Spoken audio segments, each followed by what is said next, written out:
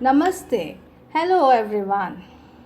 Today in this video I am going to show a simple design using only points. A point is one of the element of design and it is represented in the form of a dot. It is an end or a beginning of a line. So here is a drawing guide using only points.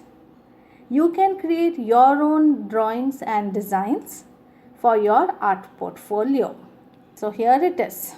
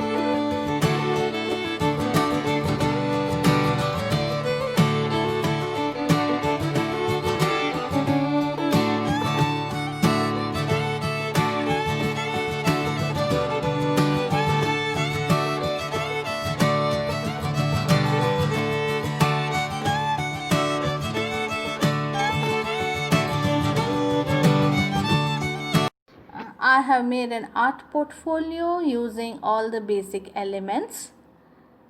I have posted the link below. Do have a look at them to get a better idea of elements of design.